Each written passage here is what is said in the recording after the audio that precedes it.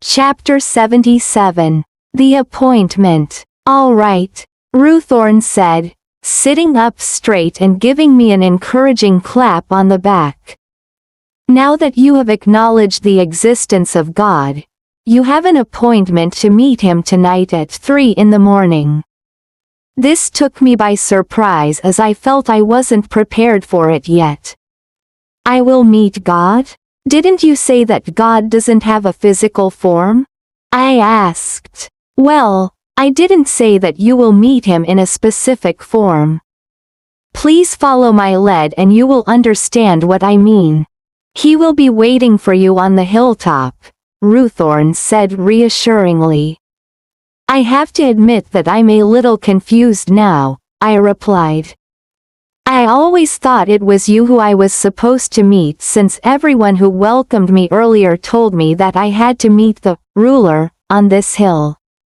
I thought you were the one, but now you're telling me that I have to go and meet God?"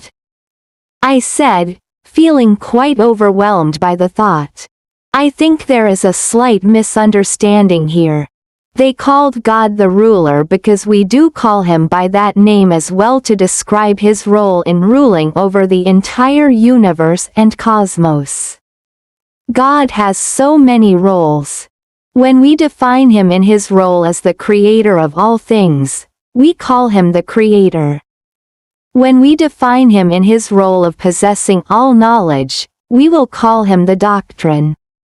And when we define him in the role of the owner of the entire universe and the cosmos, we can also call him the ruler," Ruthorn explained. "So why do I have to go there at 3 o'clock in the morning? Can't I just go and meet him right now? I'm rather afraid of the dark," I admitted. "This is what God wishes. I can't tell you why, but I believe he has good reasons for that," Ruthorn replied. "I still owe you another lesson. You should come by this evening," he said. "What's the topic of this lesson?" I asked curiously. "I would like to share with you more about the qualities that a highly evolved being must possess. But now it's lunchtime for us, so let's have lunch first before we continue our conversation later," said Ruthorn. "Where are we going to have lunch?" I asked. "The people from the city bring food for us twice a day, in the morning and in the afternoon. They would bring and serve it at the reception room on the ground floor," replied Pete. "All right, that sounds good," I said, suddenly feeling quite hungry after Ruthorn's long lecture. We stood up and started to walk down the stairs together. Pete took the lead, going straight to the room that I had walked past this morning, while Hep stayed at my side. "So, you only have 2 meals a day?" I asked him while we were walking. "Yes," Hep replied. "Similar to the monks in my world, they also only eat twice a day," I commented. "We only have 2 meals because we don't want to bother the people who bring us food. Climbing all the way up here twice a day is difficult enough for them. If they have to come in the evening, it would be harder for them to return to the city before it gets dark. That's why we only ask them to come in the morning and in the afternoon," he explained. "So, they walk all the way up here twice a day? That must be quite exhausting," I commented. "It is, but they do it voluntarily. Together they schedule the date and time for each volunteer to come.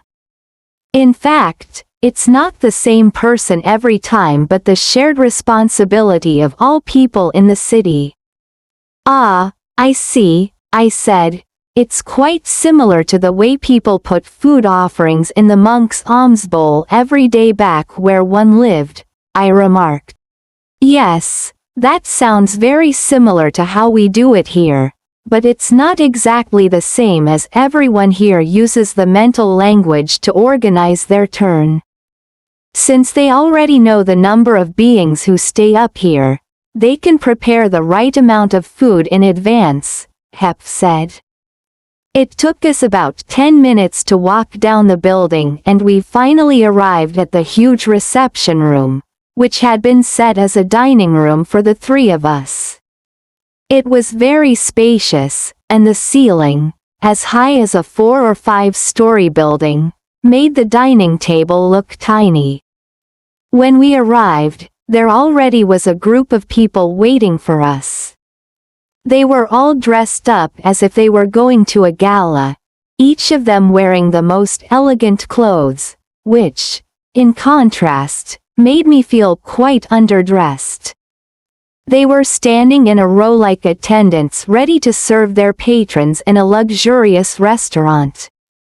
"Please join us." The group of women and men welcomed us. Thank you very much," I said politely to everyone.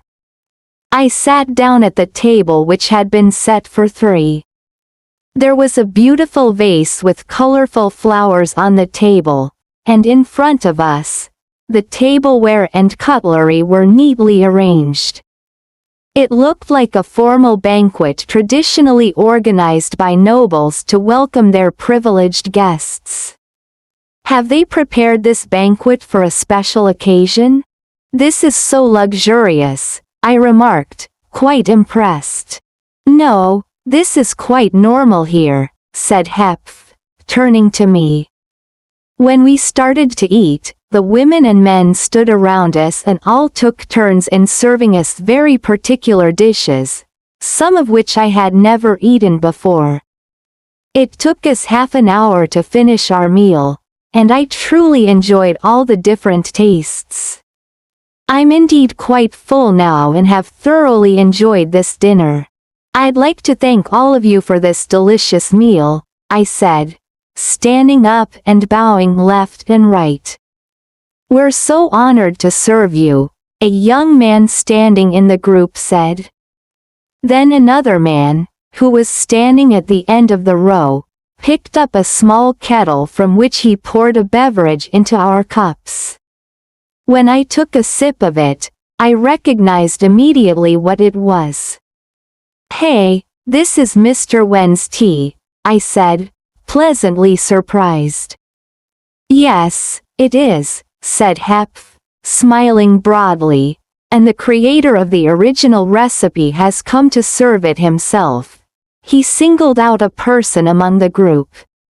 When I looked up to see who had served us the tea, I saw a very handsome young man. "So, you must be Mr. Wen, the tea shop owner," I said. "To be honest, I thought you would be older."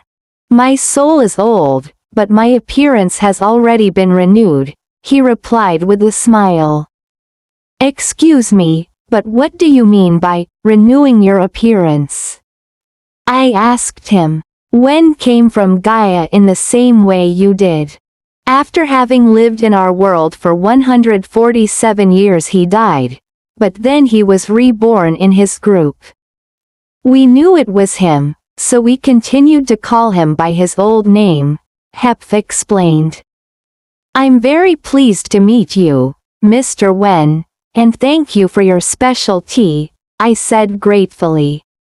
"The pleasure is all mine," he replied politely. "I'm glad that you like my tea," he replied. "A friend of mine gave me your tea this morning. That's why I immediately recognized it as yours," I explained. "Really? I feel very honored," Wen said, visibly pleased. The 3 of us stood up and thanked the group who had served us this lovely meal. Then we went back to the room where we were earlier.